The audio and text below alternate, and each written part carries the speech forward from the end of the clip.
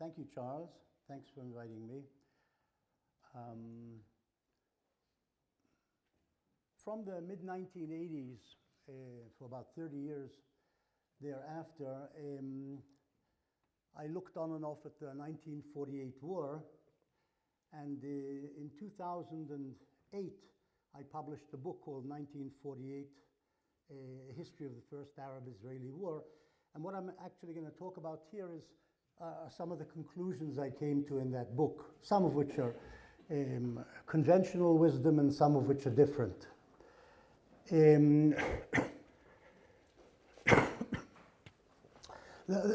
Sorry.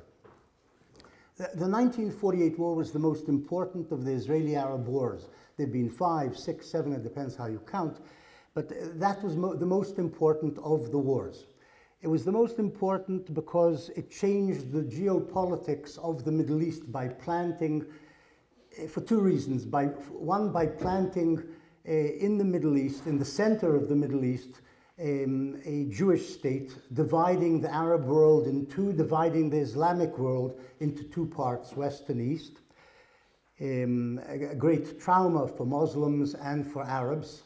They were used to sort of territorial contiguity, and this was broken by the creation of the State of Israel in that war.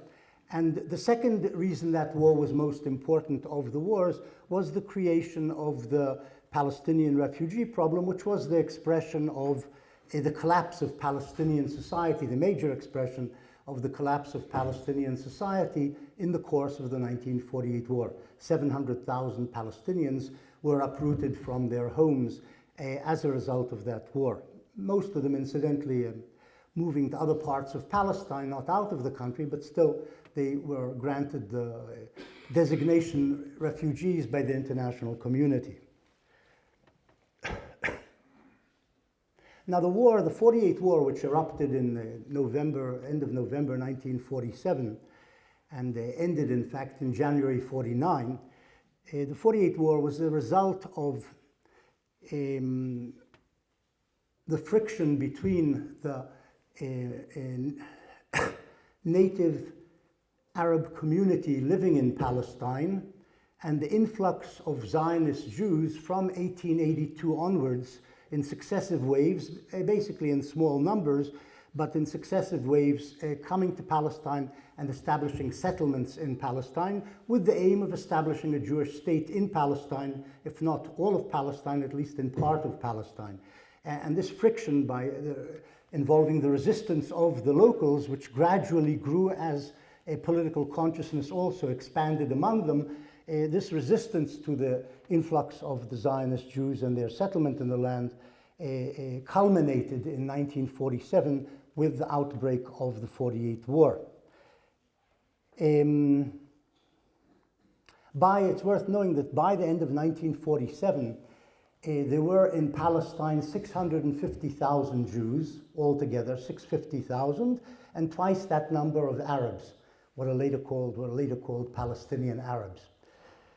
The war was an unusual war. It was triggered, incidentally. Why did it break out on the 30th of November? The shooting began on the 30th of November 1947. It was triggered by the day before by the UN General Assembly resolution 181, which recommended the partition of Palestine into two states. The international community, as embodied in the General Assembly of the UN, decided that the fairest solution to the Palestine problem, this constant friction and conflict between the Palestine Arabs and the Jews in Palestine, was to divide the country physically into two states, one for the Arabs, an Arab-Palestinian state, and the other part for the Jews, a Jewish state in Palestine. The resolution passed on the 29th of November. On the 30th, Palestinian Arabs unleashed the war, not in an organized fashion, as later Israeli propaganda said, essentially in a spontaneous manner. They started shooting at Jews, Jewish traffic, Jewish settlements, Jewish bystanders in towns, and this, on the 30th of November, the shooting started, and it snowballed into a full-scale civil war between the Jews of Palestine and the Arabs of Palestine, while a third country, the British, still ruled the country officially until the 14th, 15th of May. The British had conquered Palestine from the Turks in 1917, 1918 in two stages, and instituted what was called a mandate over Palestine. 1917, 1921, they instituted the mandate and ruled the country for 30 years until 1948. In 47, they told the UN, we don't want to rule here anymore. It's of no benefit to us. We can't force the two sides to reach a compromise. Neither of them will listen to us. And so we want out. And they passed the problem back to the United Nations, the problem which the League of Nations had given them when it gave them the mandate, back to the United Nations, the successor body of the League of Nations. They passed it to the United Nations. The UN sent a commission to investigate what was the best solution, and the General Assembly essentially adopted UNSCOP, the Commission's recommendation of partition. Palestinian Arabs and the Arab states around universally denounced this solution. The Palestinian Arabs wanted all of Palestine for themselves. They didn't want any part of Palestine for a Jewish state. The UN had said, let's partition the country. They didn't accept that. They started shooting, and that was the beginning of the first stage of the 48 war. The unleashing of hostilities on the 30th of November 47. The Jewish Agency, which represented the Jewish community in Palestine, accepted the UN resolution, accepted in a sense the principle of partition, but of course this was of no use as the Palestinians unleashed this war.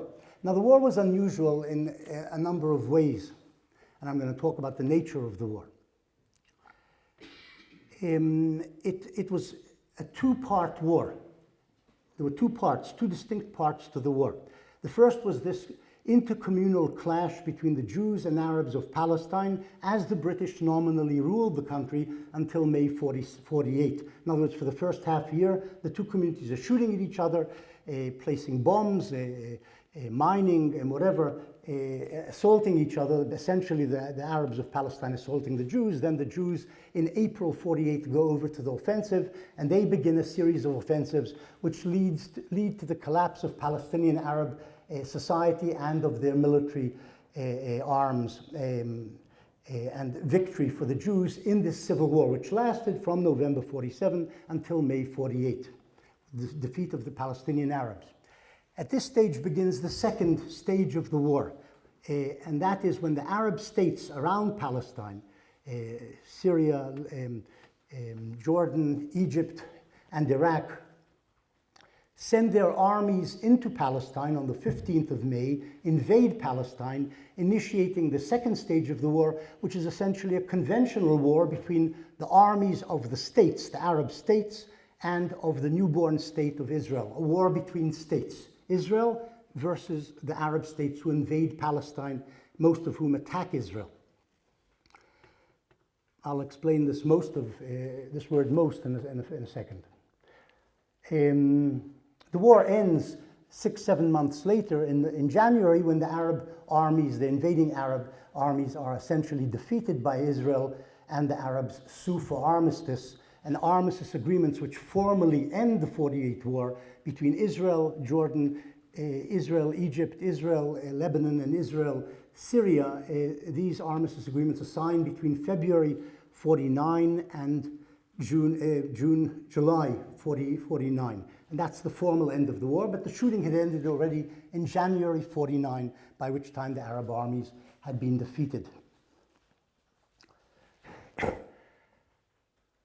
Now, traditionally, the explanation of the war, of what the war was about, what sort of war was the 48 war, the conventional wisdom has it that it was a political, territorial war between two national groups and their supporters on the Arab side, the states, if you like, nation states, Arab nation states. In other words, a national war over territory.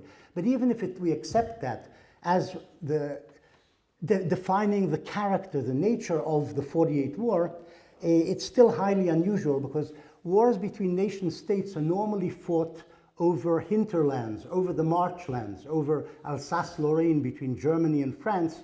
where they each try and get hold of these borderland provinces. But they're not fought over the whole of the country. Germany doesn't want to take over and destroy France. France doesn't want to take over and destroy all of Germany. It's fought about borderlands. Here we have a war in which one side, at least, the Palestinian Arabs and the Arab states, essentially want all of Palestine for themselves, not some chunk of Palestine, but all of Palestine. So in that sense, if it was a conventional political territorial war, it was unusual in this all or nothing manner, which I've just described.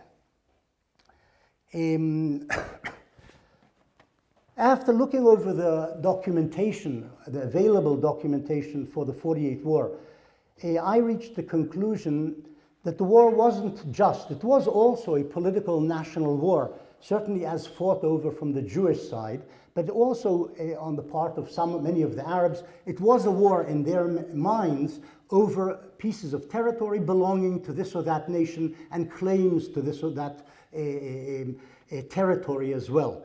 It was that, but it was also a cultural and religious war. And in this, other historians have objected to my characterization, this part of the characterization of the war, that it was also a cultural religious war. It was a cultural religious war from the Arab side, not from the Jewish side, from the Arab side. Many Arabs saw the war as a jihad, as a war of religion, as something dictated by Allah's will, by God's will, to attack and invade and conquer Palestine, to take it back from the infidel, the Jews, who just settled there and were taking it over for Jewish sovereignty. This was uncountenanceable, and they were motivated by this religious impulse to take over the country.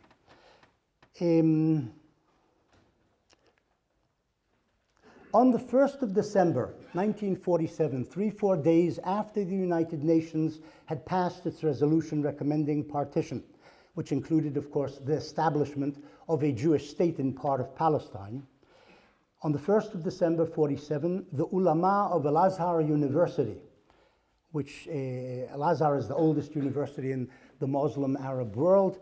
It is the seat of the scholars, the definers of Islam, the ulama, the council of sages or theologians, if you like, chaired by the rector of Al-Azhar University.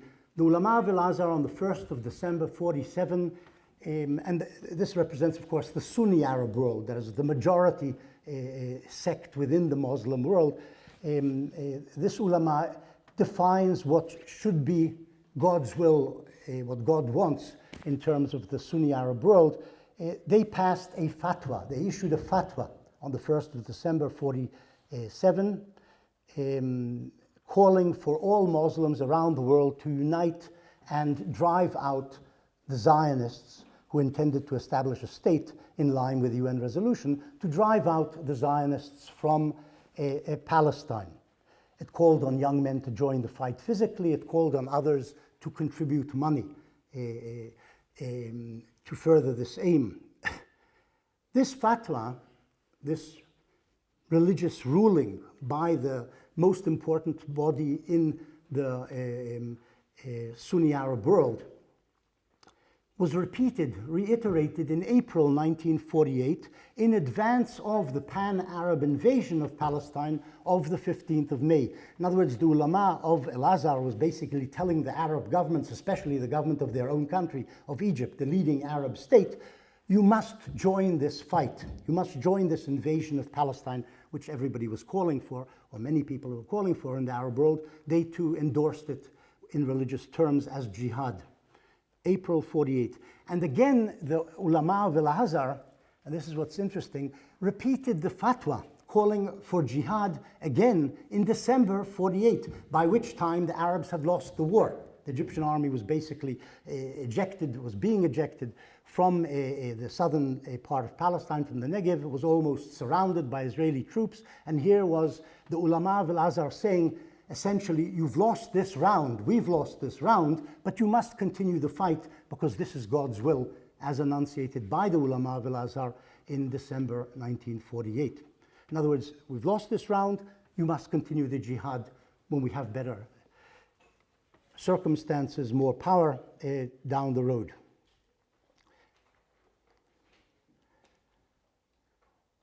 There's a woman called Matiel Muranam who appears in 1948. She was a Lebanese Christian. She was born in Lebanon, a Christian from Lebanon. She'd married a Muslim and moved to Jerusalem, either in the early 40s or just before. And she headed what was called the Palestine Women's Organization, a very, very small group of people, but there was something called Palestine Women's Organization affiliated to the Arab Higher Committee. The Arab Higher Committee was the ruling body of the Palestine Arab National Movement, led by a man called Haj Amin al-Husseini. He headed the Arab Higher Committee, and it had an affiliate, a women's organization, which was headed by this Christian woman from Lebanon who'd married into a Palestinian Muslim family. In January 1948, 2 months after the UN resolution, 2.5 months after the UN resolution, the partition resolution, she gave an interview, and we have the text of her responses to questions. And in it she said, this Christian woman from Lebanon, the UN decision has united all Arabs as they have never been united before, not even against the Crusaders. A Jewish state has no chance to survive now that the Holy War has been declared. All the Jews will eventually be massacred. What's interesting about this is it, I think, shows that the idea of jihad, of holy war, was in everybody's minds. It wasn't just some cleric living in Al-Azhar University or some cleric aligned to listening to what was said by Al-Azhar in Palestine, but you've got this Christian woman who says exactly the same things and has adopted this rhetoric of holy war. So it was apparently quite pervasive. There are other proofs. I'm just giving you this incidental proof, which is interesting because we're talking about a Christian. So what I'm saying in short about the nature of the war, which is a bit unconventional and is not accepted by some historians, that it was not just a political national war, but from the Arab perspective, from the Muslim perspective, it was a religious cultural war as well against the infidel. It wasn't, incidentally, a religious cultural war from the Jewish side, as the Jews in 47, 48 perceived it. The religious Jews in Palestine, the Jews who believed in God or worshipped God or whatever you want to call them, were probably less than 10% of the Jewish community in Palestine, as I said, which numbered 650,000. The movement, the Zionist movement, had been led by socialist and liberal Jews, Ben-Gurion, Weizmann, and so on, and the religious minority in Zionism was essentially insignificant in the movement. They did not control any major levers of power in the Yishuv, in the Jewish community in Palestine before 48, and weren't really to do so, even though they were in the coalition after 48, after Israeli governments came into being, but they weren't important. They didn't hold the foreign ministry, the army chiefs of staff, the defense ministry, the finance ministry, the prime ministership. All these were held by socialist or liberal Jews, not by religious Jews. When the Yishuv goes to war in 1947, when it's attacked by the Palestine Arabs and then again by the Arabs' armies surrounding Palestine, they're fighting a political war from their point of view to establish a Jewish state, not a religious war to fight against the invading or attempting to invade Muslim Arabs of Palestine or of the Arab states. They're fighting a political war to establish a state. Unfortunately, Israel has become growingly more religious over the years, more religious both in terms of the power of the religious in Israel and demographically, and this because it's a democracy, the demography is represented in the power structure. And so there are probably a lot of Jews today in Israel, not a majority, but certainly a quarter or a third of the Jews who also see the struggle with the Palestinian Arabs today, 2019, also in some form of religious perspective. But this wasn't true in 1948 because they weren't powerful. They were completely insignificant. The Haredi, the ultra-Orthodox community in Palestine in 1947-48 numbered less than 1% of the country. Today it's over 10%, and people project that it'll be 20 and 30% because they have 8 or 10 children each family, per family, and so on. But this wasn't the situation in 48. It wasn't a religious war in terms of the Jews in 48. That's as to the nature of the war. The second subject which rose when I was sort of thinking about what I was writing and concluding what I'd emerged with from the documentation, maybe I'll say one more thing about the documentation. My book, 1948, and my previous books on the Palestinian refugee problem, Israel's border wars about the 1950s and so on, were based on archives. I think historians are supposed to work on the basis of archives, on the basis of documentation. There are historians who believe also in oral history and interviewing people and getting the facts or knowledge about the past from interviews. I'm not a great believer in that, especially when it comes to the remote past when people no longer exist, or most of whom exist are actually pretty senile or have forgotten most things or have colored their memories with things which aren't really memories but things they've learned since then or have been added to their memories or switched or changed their memories. So historians work on the basis of documentation. And the documentation for 1948 is profuse in the archives of the West. And the Israeli archives have enormous quantities of material. Every Jew thinks he knows how to write or likes to write or thinks he has to leave his stamp on history. So every sergeant writes a report, and every lieutenant writes a report, and every major, and every colonel, and every general. And you've got this millions and millions of documents in the IDF and the Defense Ministry archives and the Foreign Ministry archives, etc.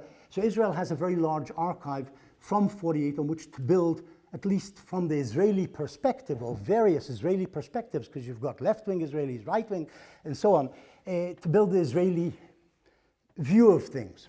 You also have British and American archives. The British were, of course, in charge of the country down to mid-1948 and produced an enormous amount of documentation themselves. The Americans were involved in various ways diplomatically, so that all their diplomatic legations, the consul general in Jerusalem, the ambassadors or ministers in Damascus and Amman and Beirut and Cairo, they all send reports daily or weekly to London, to Washington or to London or wherever it is, and are constantly sort of tapping on the Arab world, finding out what is going on in the Arab world, what Arab leaders are saying, what Arab leaders say they are doing, and so on and so forth. Enormous amount of American and British documentation. And there's also UN documentation. The UN has its own archives. They have observers in Palestine from a certain point on who are saying what is happening, who are reporting back about what is happening. So there is a lot of Western documentation about 48. When I was doing this, there wasn't French documentation available. Today, I think it's mostly available about 48. But at the time, you had this enormous amount of Western documentation, especially Israeli documentation, available on which to base what you were writing. Arab documentation is non-existent in terms of the historian. Non-existent means it's inaccessible.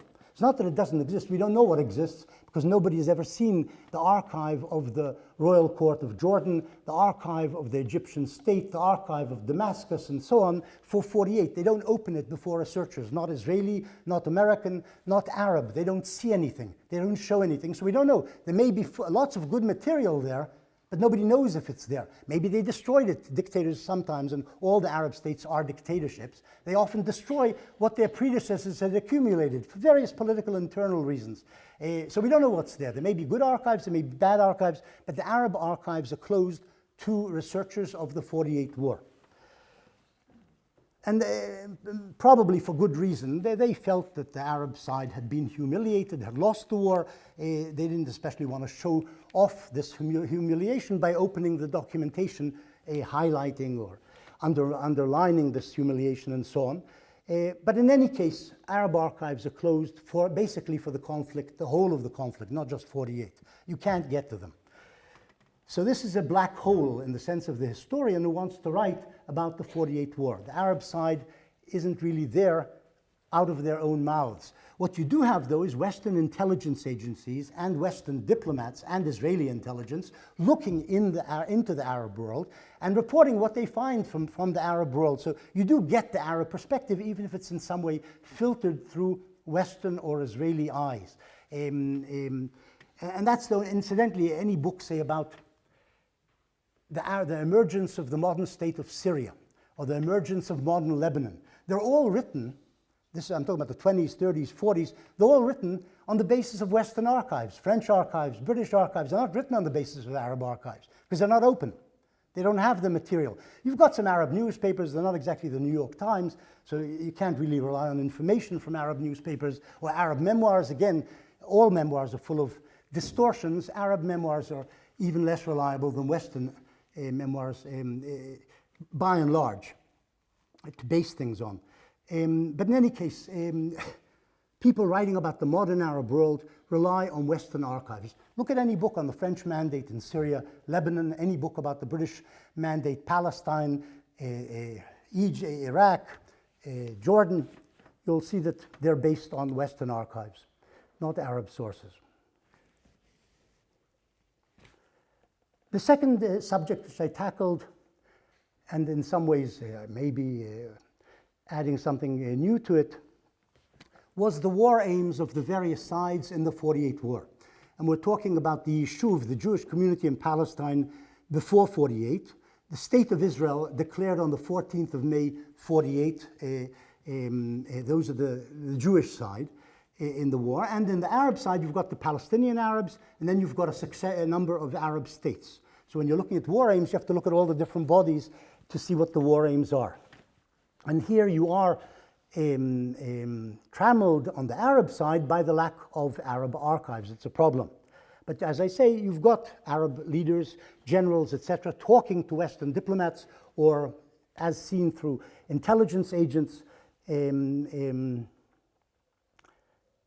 we have, and you also have, in terms of the Arabs, what they did in 48. In other words, not just what they said, but what their soldiers and armies were doing to express what their intentions were when you're talking about war aims. On the Jewish side, it's fairly clear. As I say, the documentation is abundant. The war aim is clear. The Yishuv, the Jewish community in Palestine pre-May 48, fought in order to survive, to weather the Arab-Palestinian onslaught against the Jewish community. That was the main aim. But to this aim, in my view, accrued two further aims, one of which most historians accept, and the second one which is in dispute among certain Israeli historians. The second war aim, which I think emerges more or less in April 48, towards the end of the civil war part of the 48 war, is to expand the Jewish state's territory beyond what the United Nations had allocated in the partition resolution of November 47. The UN partition resolution, Palestine was composed from the river, the Jordan River, to the Mediterranean Sea, was composed of 10,000 square miles. That was the size of mandatory Palestine under the British, what the Arabs call Palestine, and the world essentially calls Palestine to this day. 10,000 square miles. The United Nations had allocated close to 6,000 square miles to the Jews and 4,000 plus square miles to the Arabs in the partition resolution. The war ends in 1949 with the Jews holding close to about 8,000 square miles of Palestine's territory. In other words, they added 2,000 square miles in the course of the war by taking over additional territory from basically from those pieces of territory allocated to the Palestinians, leaving about 2,000 square miles in the hands of Jordan, which had conquered the West Bank, or much of the West Bank, in the 48 war, and East Jerusalem, and Egypt, which had conquered the Gaza Strip in the 48 war.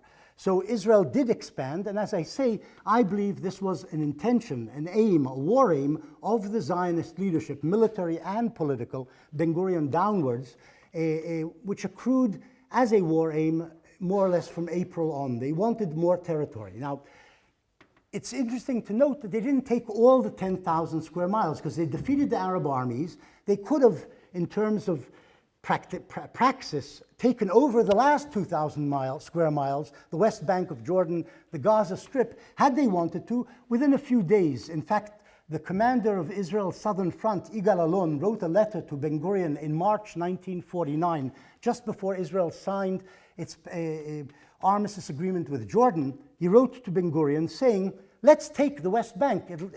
Give me the go-ahead, 3 days, and I'll give you the West Bank. That's what Alon said, and probably they could have done it because the Jordanian army in the beginning of 1949 numbered something like 12,000 soldiers. The Israeli army numbered 100,000 soldiers. 100,000 out of a population of 650,000. In other words, it was an enormous army, a large, very large mobilization. And he said, I can take it in a few days, just give me the go-ahead. And Ben-Gurion says no. Ben-Gurion says no to Alon because he explains that the British won't like it, they might intervene. He doesn't actually explain it much, but later he explains in various ways the British might intervene on Jordan's side. They had a defense pact with Jordan. There were lots of Arabs living in the West Bank, natives of the West Bank and refugees who'd poured into the West Bank from what had become Israel. And Ben-Gurion was fearful that many of these would stay, and therefore the Arab minority in Israel would grow enormously if Israel took over the West Bank. Maybe Alon thought they would be kicked out by the Israeli troops, but Ben-Gurion didn't assume that that would happen. And so he says no to Alon, and they don't take over the whole country. They take over only 2,000 additional square miles beyond the 6,000 allotted by the United Nations, but not the whole shebang. Now that's the second war aim, and we know that more or less for a fact, that the Zionist leadership in the course of the 48 war from April on wanted to increase the size of the Jewish state. They said essentially, we accepted the UN resolution, we accepted 6,000 square miles, we said yes to the United Nations, the Arabs made war on us. Well, if they make war, we'll get what we can, but we don't want all of it because it'll mean too many Arabs in the population. It'll mean maybe the British will intervene and won't allow us to do this. So that's how it ended. The third, and here we reach a controversial subject among historians, certainly Israeli historians, and that is, I think, a third war aim accrued also in March, April 1948, and that was to reduce, a Jewish war aim, to reduce the number of Arabs who would be in the Jewish state when it emerged. In other words, the leadership under Ben-Gurion wanted as few Arabs as possible remaining in the Jewish state. Now, this didn't translate into policy. The Ben-Gurion didn't issue a directive, the Israeli cabinet didn't issue a directive, the general staff of the army didn't issue a directive. There wasn't a policy, an agreed policy, enunciated, etc., kick out the Arabs. There was no such policy. But Ben-Gurion did want less Arabs in the Jewish state when it emerged, and in some ways, indirectly, a whisper here, a wink there, an order here or there, he did get his generals to expel Arabs from here and there. And we have the famous case of Lydda and Ramle in July 1948, when Alon asks him, what shall we do with the Arab population? And he basically goes like this, meaning they understood, Alon and Rabin, who was next to him, understood, throw them out. And this is what happened in July 1948 in Lydda and Ramle, the two Arab towns near Tel Aviv. The population was expelled. But on the other hand, many Arabs remained in the state of Israel as it emerged in 1949. 160,000, in fact, remained and became Israeli citizens. We're talking about 20% of the country's population was Arab in 1949, and they got citizenship just like the Israelis got citizenship. So had there been a policy of expelling the Arabs, one would assume the 160,000 wouldn't have been allowed to stay, but they were allowed to stay because down the chain of command and in the various political parties, there was this dissent. People didn't accept Ben-Gurion's winked and hinted line of get rid of as many as you can, get rid of meaning expel. They said, no, we don't want to expel. The left-wing Mapam party didn't want to expel Arabs. Some of the generals didn't follow through, even if there had been a wink or even Ben-Gurion himself. We have the famous case of Nazareth, holy town for the Christians, occupied by the Israeli army in mid-July 1948, taken from the Arab Liberation Army, which had held it. And one of the local commanders, the head of the 7th, no, not the head of the 7th Brigade, the head of the number 2 man in Northern Command, issues an expulsion order for the population of Nazareth. And the head of the 7th Brigade, a man called Ben Dunkelman, who happened to be a volunteer colonel from the Canadian Army, came to fight for the Israelis against the Arabs, a Jewish tank commander from World War II. Ben Dunkelman, commander of the 7th Brigade, says, no, you can't expel. I don't agree. His unit had occupied Nazareth, and I'm not carrying this order out. And so the two generals or colonels send their argument up to Ben Gurion, who's the defense minister, and ask him to rule. Should we expel or not expel the population? And Ben Gurion writes, and we have the telegram from Northern Command, in which Ben Gurion writes, don't expel. Now, Ben Gurion may have been thinking about the sensitivities of Christians around the world, hearing about the expulsion of Arabs from this holy Christian town of Nazareth. He may have had other reasons for it, but I think the main reason was when it came out into the open, when others knew about what was going on, Ben Dunkelman and probably the whole hierarchy of the army in Northern Command knew that there was this argument, Ben Gurion didn't want to go down in history as the man who pressed the button and said, expel. He didn't want to go down with the image of an expeller. So when it comes to him for adjudication, when a lot of people know about it, he doesn't say expel, he says don't expel. That's probably the major reason which drove him. But what I'm saying is there was no policy. And some colonels did what they wanted and some colonels did the opposite. The Israeli army, the Israeli colonels and majors and company commanders and so on were busy fighting a war against the Arabs. They probably, most of them, wanted as few Arabs remaining behind inside Israel as possible. This was the enemy. They'd leave a community behind. They'll shoot up your convoys from behind in your rear. So it's natural for the colonels and majors and whatever it is to want Arabs out. But on the other hand, as I say, some do expel and some don't. We know in the conquest of the north, in Operation Hiram, from the 29th of October until the 1st of November, when they conquer upper central Galilee, the Israeli army, some villagers they expel, some Muslim villagers they expel, some Muslim villagers remain. They expel some Christian villagers, they leave most Christian villagers in place. And an observer, an Israeli foreign ministry official, comes north a few days later and tries to find out what's going on. What's the army's policy? What had been the army's policy in and immediately after the conquest of upper central Galilee? And he says there was no policy. This guy did what he wanted here, and this guy did what he wanted there. Druze were usually treated more leniently. Christians were treated more leniently. But by and large, everybody did what they wanted. Complete balagan, as they call it in Israel. Confusion, no policy. But my reading, and this is to summarize the subject of was expulsion a war aim, would be to say it wasn't policy. There was an atmosphere of transfer, an atmosphere of expulsion after the Yishuv had been attacked for 4 or 5 months by the Palestine Arabs. There was a will to see their backs. But on the other hand, it wasn't translated into policy. And as things turned out, some communities were expelled, some weren't expelled, and a lot of Arabs remained in Israel. Today, Israel has 1.6 million Israeli Arab citizens. Again, about 20% of the country, as opposed to 80% who are Jewish. It's worth paying attention to this, incidentally. It's an interesting demographic fact. Israeli Arabs constituted 20% of the country in 1949. In 2019, they still constitute 20 or 22% of the country, despite the fact that the country was inundated by Jewish immigrants, 3 million of them, between 1948 and 2019. In other words, Arab birth rates were so high that they remained a constant 20%, despite an enormous influx of Jews coming as immigrants to Israel.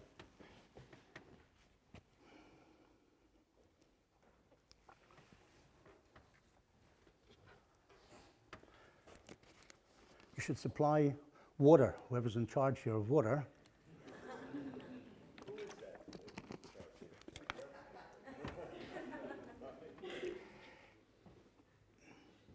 A third important element in my conclusions, I think, is to do with the refugee problem.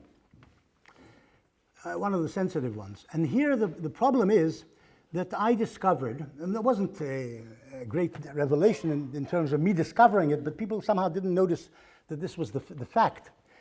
The 1948 created 3 refugee problems. One, the Palestine Arab refugee problem, exists to this day, and therefore everybody knows there is a Palestine Arab refugee problem. 700,000 Arabs were uprooted, approximately. There's arguments about the number. 700,000 were uprooted from their homes in 48, and today on the United Nations rolls, there are something like 5.5, 6 million Palestinian refugees. In other words, the very few who remain from 48 of the original 700,000, plus their children, grandchildren, and great-grandchildren. All of them are accepted as Palestinian Arab refugees, almost 6 million on United Nations books today. The war created two other refugee problems, both of which vanished.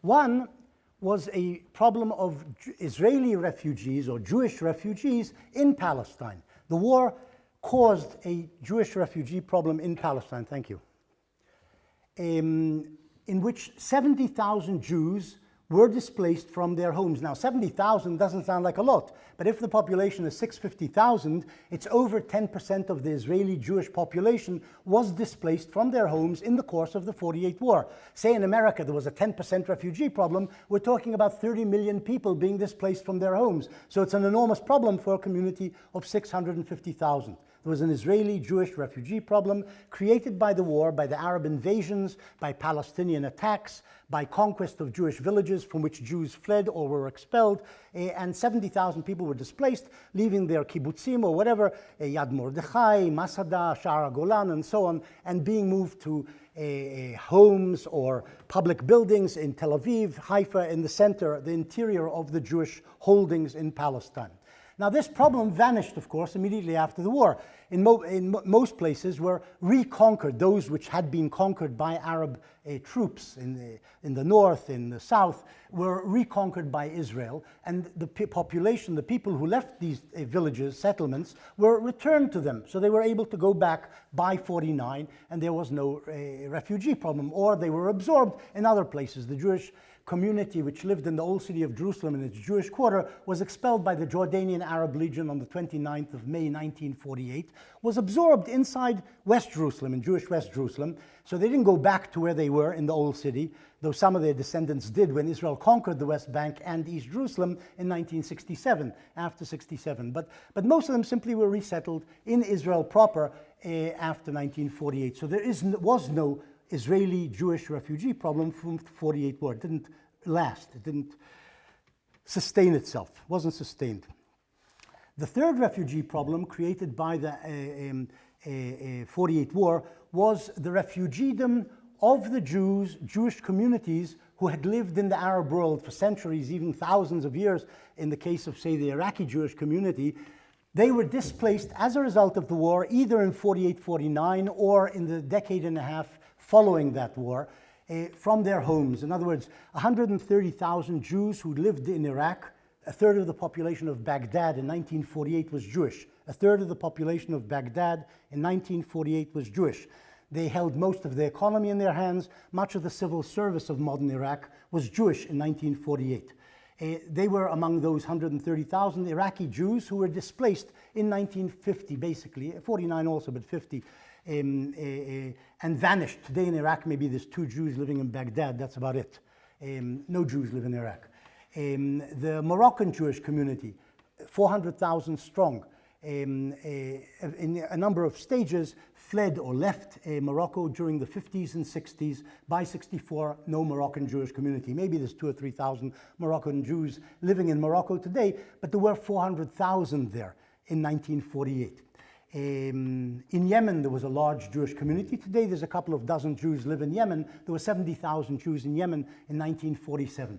48, 49, none of them were left. They all left. Now, most of these 700,000 to 800,000 Jews, and the number is fairly similar to the number of Palestinians who were uprooted from their homes, 700,000 to 800,000 Jews who lived in the Arab world, most of them, 90%, 80%, whatever it is, moved to Israel. Nobody else really wanted them, and the upper class usually fled to France or Britain, and the majority, who were lower class, poor, many of them illiterate, ended up in Israel. So Israel absorbed in the 50s and 60s something like 700,000 Jews from the Arab world, creating incidentally a Sephardi Ashkenazi problem inside Israel in the manner of their absorption. And we can talk about it if you like later, but but this was the result of the creation of a refugee population of Jews from the Arab lands as a result of the 48 war.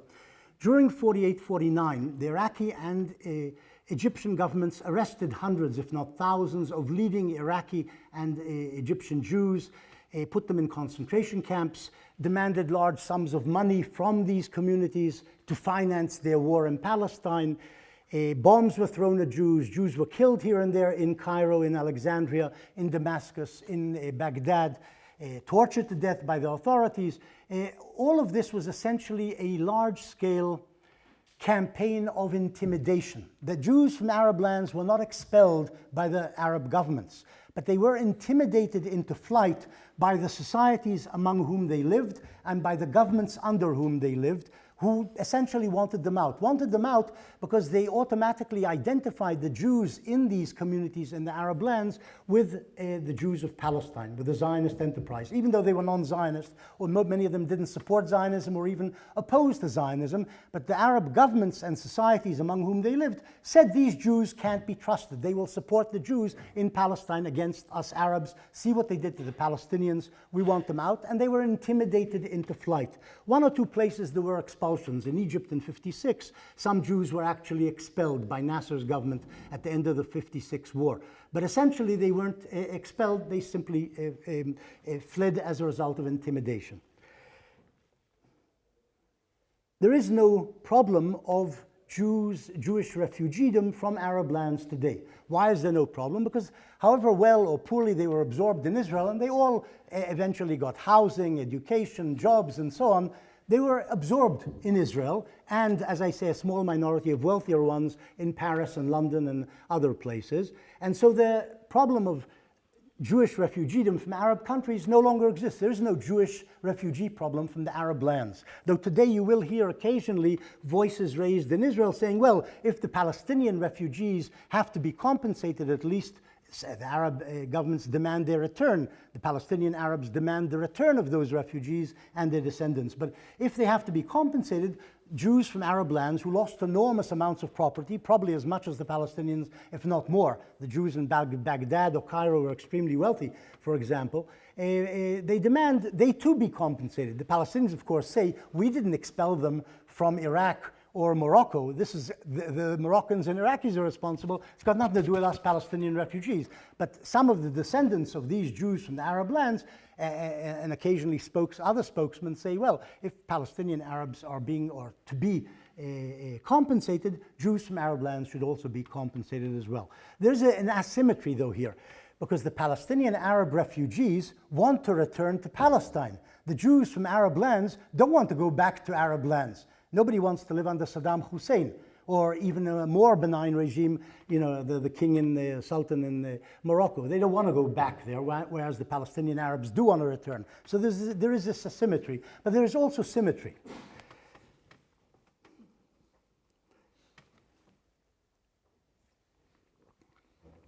I'll talk about one last subject which emerged in the book, and maybe I leave the floor open for questions. And that's the subject of the balance of forces, or to put it simply, which side was stronger in the 48 war? Well, the truth is, of course, that wars are won by the stronger side. And the 48 war was won by the stronger side. But then it's a matter of what makes one side stronger? What makes the Viet Cong and Vietnamese North Vietnam stronger than the United States and beats the United States in the Vietnam War, even though the United States is 100 times stronger and has 500 times more atomic bombs and so on. But these weren't brought to bear in Vietnam. The full power of America, the full power of its atomic weaponry and so on. So the Vietnamese managed to put more power into the battlefields in the end than did the Americans, and the Vietnamese won. The same applies really to what happened in Palestine. The Arab world is vast. We're talking about tens of millions of people at the time. Now it's hundreds of millions. Then it was tens of millions, as opposed to 650,000 Jews in Palestine. But the 650,000 Jews managed to get from their midst more power, to bring to bear more power, to mobilize more power than did the Arabs of Palestine, who outnumbered them 2 to 1, or the Arab world, which had outnumbered them 20 or 30 or 40 to 1. This is expressed in a number of ways, and it's not just only a matter of military power. On the military side, and this sounds a bit strange, but the Jews generally put in the field more troops than the Arabs did. And we're talking about not just the Palestinian Arabs, but the Arab states, all of them together, after they invaded Palestine. On the day of the invasion, just to give you an idea, on the day of the invasion, 15 May, when 4 Arab armies crossed the borders into Palestine, the Arab invading army probably numbered about 20,000. Walid Khalidi, one of the Palestinian historians, says it was actually 13,000, but I would upgrade that a bit and say 20,000 Arab soldiers crossed the border that day. They were faced by, or confronted by, 30,000 Jewish troops. In other words, more Jewish troops were opposed to them than they were able to field on that day. And the numbers kept growing in the same way. In July 1948, there are about 60,000 Jewish troops, and now it's the Israeli army. The Israeli army was created on the 1st of June, 48 on the basis of what was called the Haganah, the militia of the left wing. By July 1948, the Jewish army numbered 60,000, and the Arab armies probably had about 40,000 troops fighting in Palestine at the time. By the end of the war, the Jews have, as I say, 100,000 troops, and the Arab armies may be in the whole theater of operations in Palestine, around it, probably something like 50, 60,000 troops. So the Jews, even in terms of numbers, have more fighting men than the Arabs.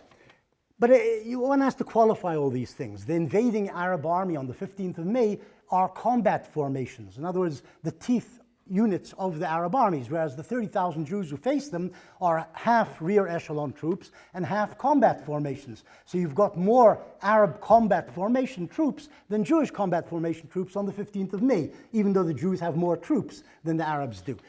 But overall, the Jews have a numerical superiority. Now, and just on this one anecdote on this subject before going on to a wider definition of power and what makes a society strong or weak in a war. In a conference in Queens College, University of the City of New York, about a decade or something ago, I gave a talk partly about this subject, and in the audience, actually one of the speakers, but he was in the audience, was a man called Yitzhak Navon, who was one of Israel's presidents and happened to have before that been Ben-Gurion's secretary, and in 1948 was an Israeli intelligence officer, Yitzhak Navon.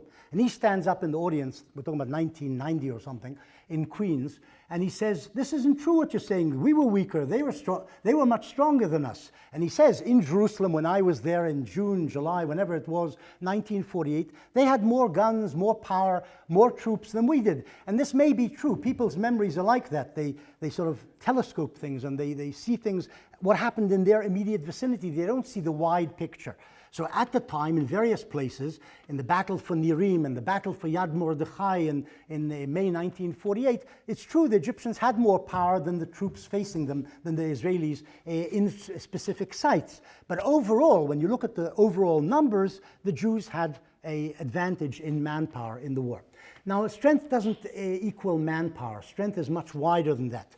You have to talk about the types of weaponry, the ability to use the weaponry, the munitions for the weaponry, say the Egyptian Air Force. The Egyptian Air Force outnumbers the Israeli Air Force in October 1948, probably 3-4 times as many aircraft, combat aircraft. But the Israelis are able in October 1948 to send 240 missions into the air with only 12 planes. During October, against the Egyptian army in the south, they fly 240 missions. The Egyptian Air Force is able to put in the air only 60 missions because their pilots are all either dead or incompetent, or their ground crews don't know how to fix the planes, or they don't have the munitions, the bombs and the machine guns, for, bullets for the aircraft and so on. So the numbers aren't always that important. It's maintenance is important. The skill of pilots, the Israeli pilots, most of them came from abroad. They weren't Israelis.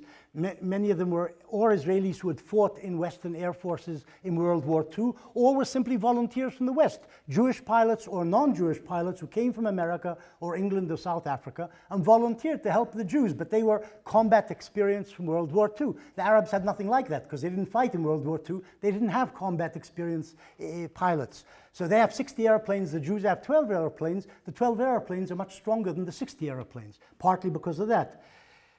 Also, money is very important in wars. How do you finance wars? How do you buy the munitions and get the munitions in? And the Jews did have the backing of American Jewry and Jewish communities elsewhere who gave them a lot of money. The Arab confrontation states were poor, and the Arabs who did have money, Saudi Arabia and whatever, not as much money as today, but still wealthy, didn't give very much money to the Arabs fighting the war. So the Jews had much more money with which to buy things, and by the end of the war, Israel has much larger stockpiles of munitions and armaments than the whole Arab world, because the Jews have been buying and buying and buying, and were able to bring, clandestinely or not, the munitions and the weaponry from Europe and from Mexico and wherever to Israel, whereas the Arabs didn't have this capacity to move weaponry and munitions clandestinely, and also didn't have the money to purchase these things. So this is also important. There's also I'll say one more last thing on this, there's also the matter of morale and motivation. The Jews were fighting with their backs to the wall, and they knew they were fighting with their backs to the wall, and this happened 3 years after the Holocaust. And most Israeli Jews in 1948 believed that if the Arabs win the war, they will slaughter the Jews and their families in Tel Aviv and Haifa. They will kill everybody. This was the view. Maybe it's not true, but this is what the Jews thought the Arabs would do if they won the war. And this is 3 years after the Holocaust, when the world allowed the Jews to be slaughtered. The world will allow it to happen again in Palestine. So the Jews are fighting for their lives, their families, and statehood as well. The Arabs, well, when you think about Egyptian troops and Iraqi troops coming from Baghdad or the Nile Valley to fight in Palestine, well, they may be motivated to some degree by religion, but they're not fighting with their backs to the wall. They're not fighting for their families and homes. They're mercenaries coming to fight in a war somewhere else, hundreds of miles away. And the Palestine Arabs also knew that they had somewhere to go to. The Jews had the sea behind them, nowhere to go to. You lose, there's a sea. The Palestine Arabs can go to the West Bank, they can go to Jordan, so they don't fight with the same determination. So this is also very important in the balance of power, the motivation to fight and to sacrifice. Okay, I'll stop here, and you can leave the floor open for questions.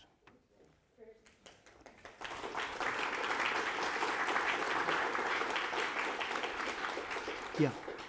Wait, sorry. Before questions, I forgot.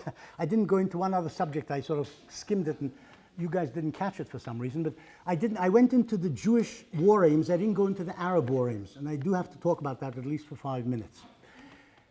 The Palestine, it's not, firstly, Arab war aims in the 48 war, I'm talking about Palestinian Arabs and the Arab states' governments, are not clear. Not clear because we don't have the documentation.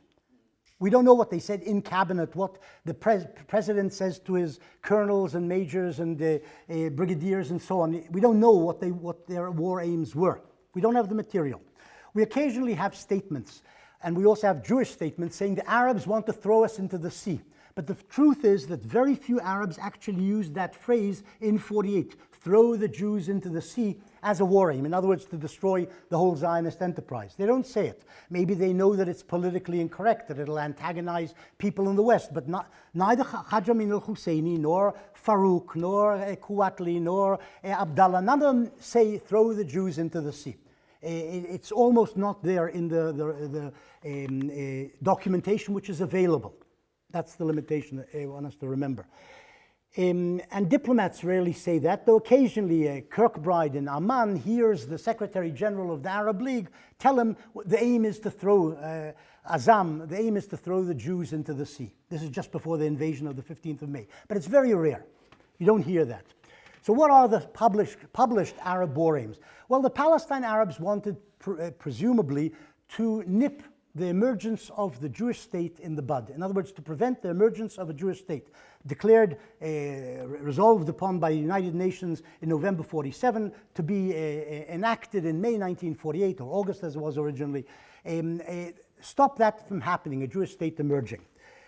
That probably was the Palestinian war aim. Had Palestinians conquered a lot of Arab Jewish villages and captured their populations and marched into Tel Aviv, my opinion is that probably there would have been large-scale slaughter of Jews. But this didn't happen, so we don't know what they had in mind or what they had in emotion and what would have happened. But they didn't announce destruction of the Jewish community in Palestine as their war aim, which was what the Jews believed the Palestinian Arabs wanted to happen.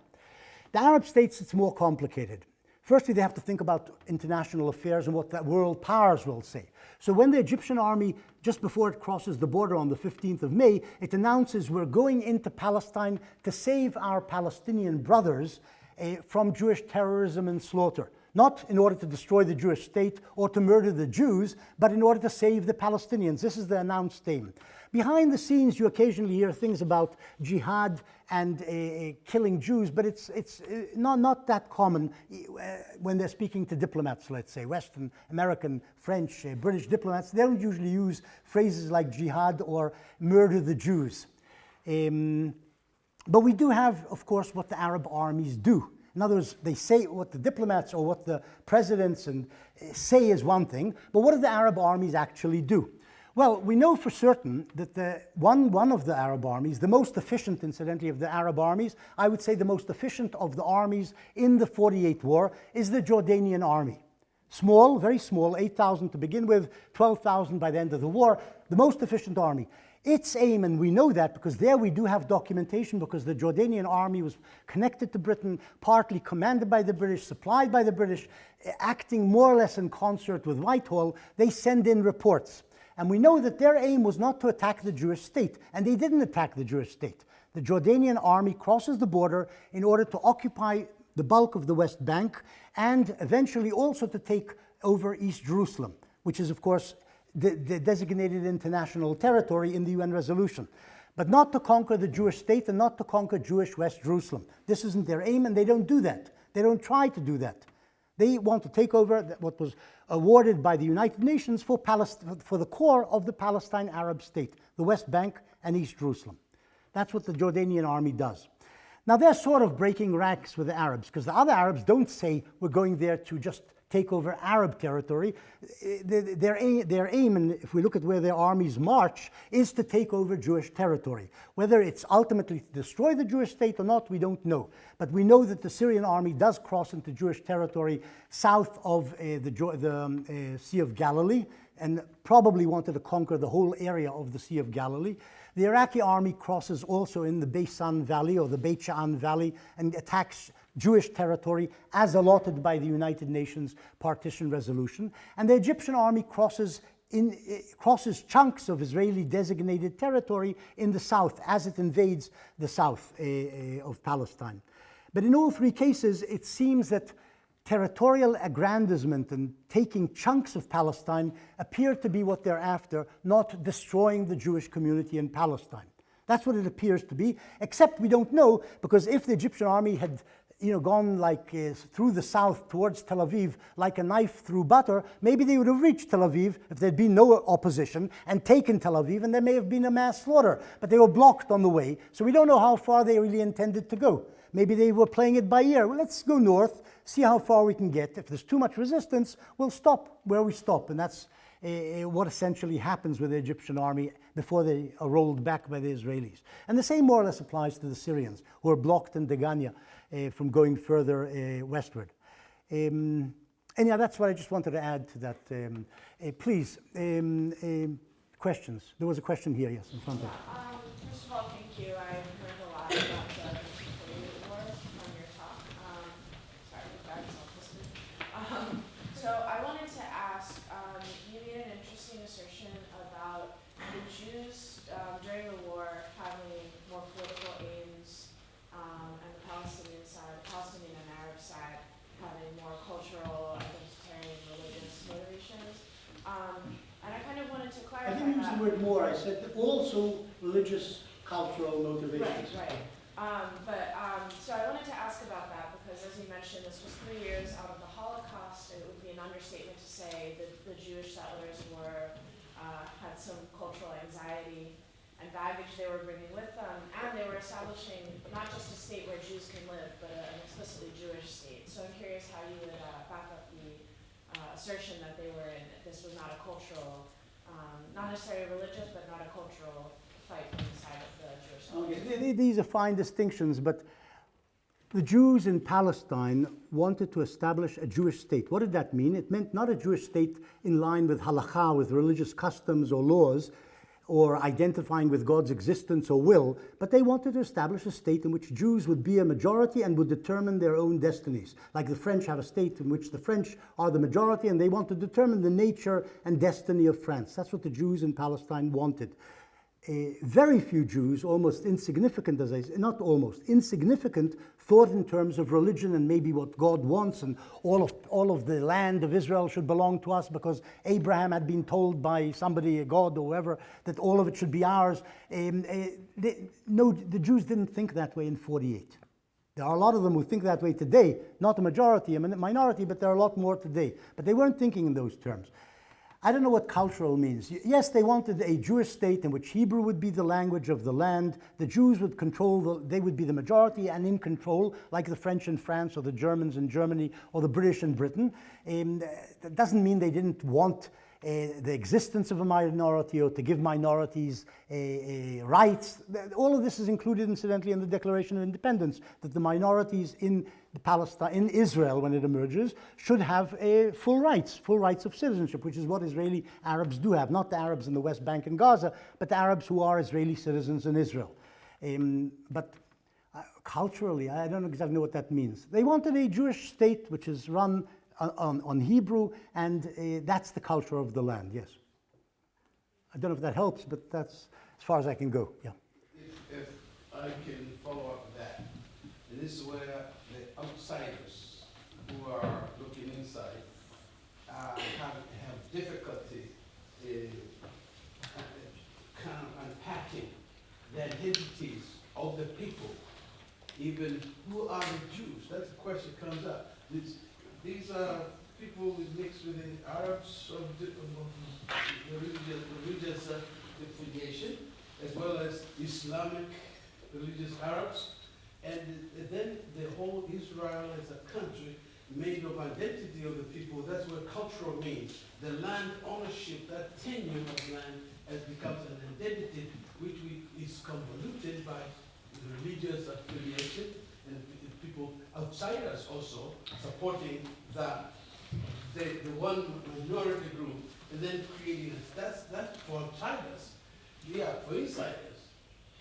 And I'm not sure what you mean by religious identity. Most Jews in Israel don't identify themselves as religious or religious Jews. They think of themselves as belonging to a people, a nation called the Jews. It could be that Yasser Arafat or the Palestinians think the Jews are just a religion, but the Israeli Jews don't think that, and most Jews in the world think that they are part of a nation, a people. That's why the question comes in, because other parts of the world we identify. It's more complex, but the culture and the religion is separate. Okay, it's much more complex than the simple thing I said. Because there are lots of different types of Jews, and in addition to Jews in Israel, there are also different communities of Druze and Arabs and Christian Arabs and Muslim Arabs and so on. There are those as well, but also among the Jews, there's all sorts of different types of Jews. Some of them rioting in the streets in the last few weeks, Ethiopian Jews, for example, and in previous generations, other types of Jews rioting in the streets. This is what happens in democracies. People riot in the streets, if you noticed. They don't do that in China that often, or in Arab states, except, well, anyhow, it's a bit more complicated there.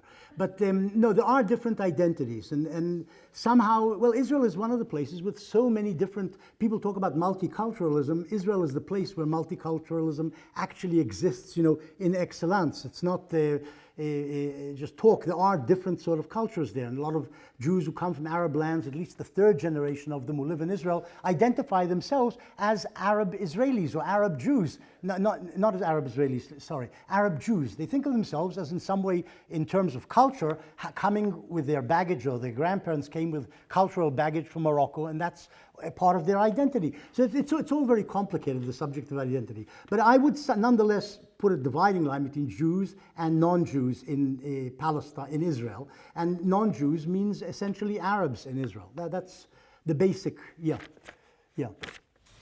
Thank you so much for being here. It's an honor to hear you. I send a lot of your books to my students in my Modern Israel course, so it's a pleasure to hear you. You touched upon this a little with Jordan, but can you expound upon the Arab states and their distrust of each other? Well, you may notice that in the Arab world today, there's also a lot of distrust between the Arab states and even within each Arab state.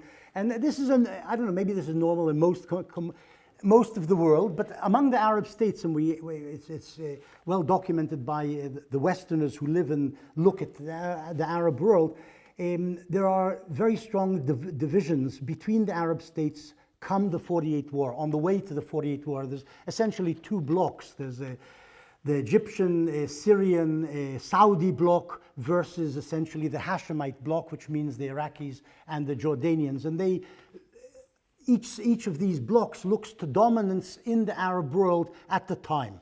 The Egyptians want to dominate and the Hashemites want to dominate the Arab world, or certainly don't want the Egyptians and Syrians dominating them, Iraq and Jordan. And most of the Arab countries at the time have aspirations, partly because they're new, for territorial aggrandizement at the expense of their Arab neighbors. The Saudis want Jordan, the Jordanians would like to get back, the Hashemites in Jordan want to get back to Mecca and Medina, which they once ruled. The Syrians want chunks of Jordan, the Jordanians aspire, King Abdullah aspires to take over Damascus at some point, and so on and so forth. So these are underlying tensions between the various Arab allies in this war against the State of Israel from the second part of the war, from May 1948, and it affects the way they wage the war. In other words, they do it apart from the actual invasion, which occurs simultaneously on the morning of the 15th of May 1948. From that point on, the Arab leaders are at odds about where they're going.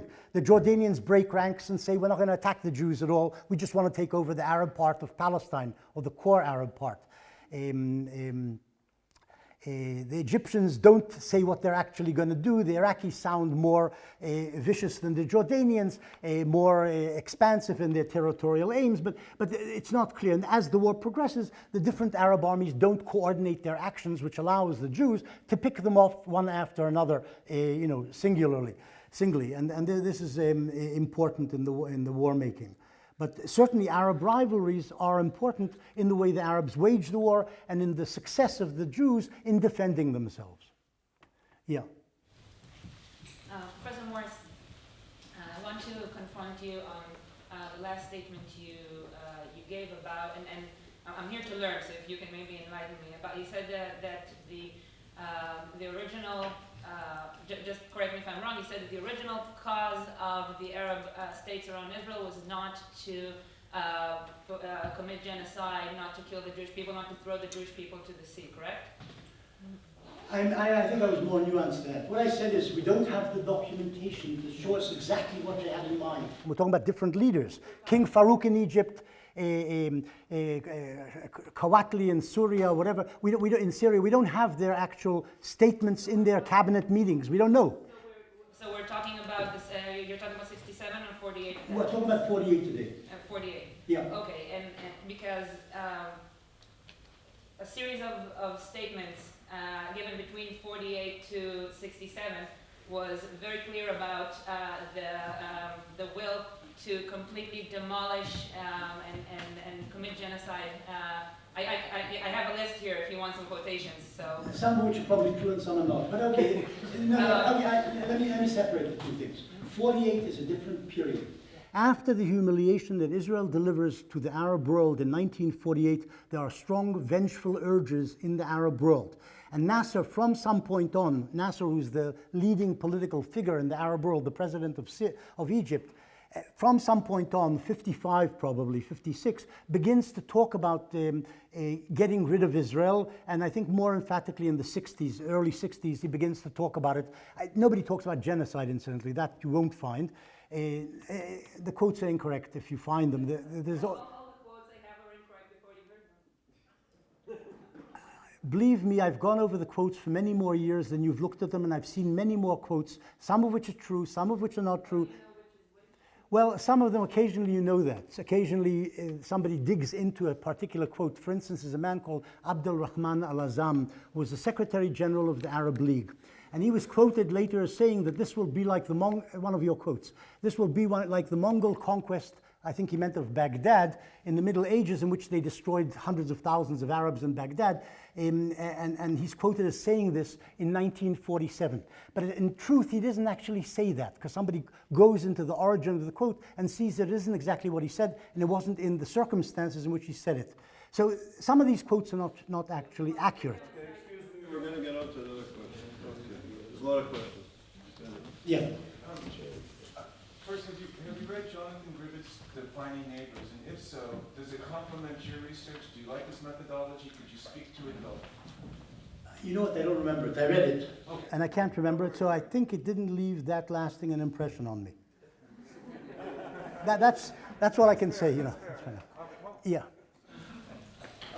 You mentioned in the beginning that the 1948 war was trauma, or the state of Israel itself is a traumatic event for the entire Muslim and the Arab world. Yeah. And you mentioned later, a minute ago, the humiliation.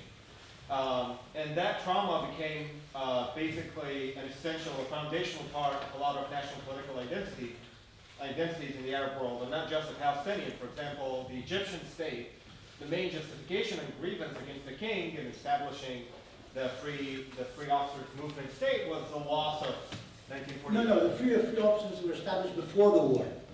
Before the 48 war landed in defeat for them. But it's true that later they had this grievance against the king for bringing in the wrong weaponry, giving the wrong war aims and whatever. So this was held against them. But I wouldn't say that's a crucial identifying marker of the Egyptian psyche, the emergence of Israel. It's there. And if you like, it's seen, this is an important point, it's seen as an extension of the West's power in the Arab world. Israel is seen as an outpost of the West.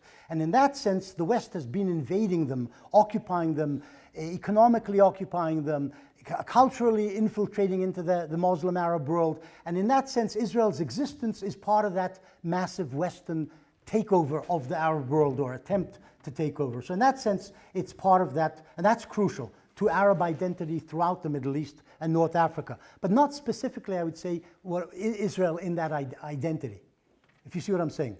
Okay, but do you think that in that sense, it's a crucial element, all right? I mean, maybe not a foundational one, but it's a crucial element. Is there any chance, if it's that way, of reconciliation without an actual Arab revision of their own history? Without having their own revisionist historical movement? Well, that's a crucial thing you're saying. Look, in Israel, there's, like in Western countries, there is revisionism when it comes to historiography. There's a first generation, then there's a next generation, and each one revises. This hasn't happened in the Arab world. You will not find many voices among Arab historians saying, well, perhaps we haven't approached this whole problem correctly. Maybe attacking Israel and Zionism wasn't the right thing, or maybe our leaders were thinking about other things when they attacked Israel and not getting rid of the Jews, but in fact vying with their neighbors, you know, so that Abdullah wouldn't get too much of Palestine, etc.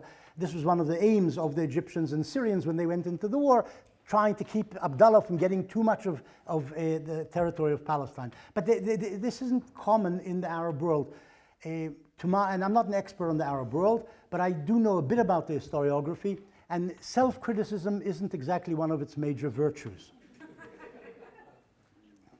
So this will be the last question. Okay, thank you. I very much enjoyed the talk. It helped clarify lots of stuff. I can't hear you. Good. I said I very much enjoyed the talk. It clarified a lot of stuff for me about the 48 war. And I've kind of got a question about some terminology. There's three particular things you said that I just think need a little bit of clarification.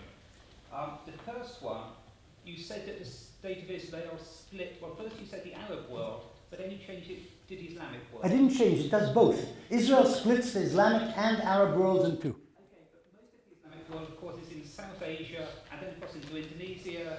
So certainly the Arabs like to think of themselves, I think, as the Islamic world, but of course it doesn't in any meaningful sense split the Islamic world, because the Islamic world is mostly nowhere near the Middle East. No, this isn't true. The whole of North Africa is Islamic, and it's split by the presence of Israel from Indonesia. And maybe the Indonesians don't think about it too much, but it does. There are Indonesians who do, and there are Malaysians who do, yes. but it does split them away from the rest of the Arab world, from the Western Arab world. Well, Okay, this is semantics. You understand what I'm saying? okay, just the point was you talked about sort of the fatwa coming out of Al-Azhar, and you said this exemplified God's will. A fatwa is a legal opinion. It holds no weight of God's will. It is not understood that way in Islamic legal thought, and you can have a fatwa saying completely contradictory things, and they can both exist. So, I mean, certainly, yes, I would accept, if you want to say Al-Azhar sees itself as representing God as well, I would say maybe rhetorically yes, but it's just this thing that it was, the way you expressed it, it was almost as if you said the fatwa is God's will, which of course technically it's not. I think we're splitting hairs. I think the ulama of Al-Azhar believes that it represents the real will of Islam, which is God's will. What's your final point? And the final point was the use of the term jihad, which you very easily allied with holy war, and of course that's not a Quranic use, you can't ground that in the Hadith or the Sunnah. And I say there's a huge debate these days amongst Muslims around sort of what this term means. And of course part of the problem is it then sort of leads into an Islamophobic discourse that all Muslims are called upon to do holy war, is they're all called upon to do jihad, and of course jihad simply means striving or struggle. Yeah, I don't think that this was what the ulama of Al-Azhar meant when they issued the fatwa of the 1st of December 47. They weren't really thinking about self-improvement, they were thinking about throwing the Jews into the sea. I think that's what it was. I think on that note, Penny, thank you very much.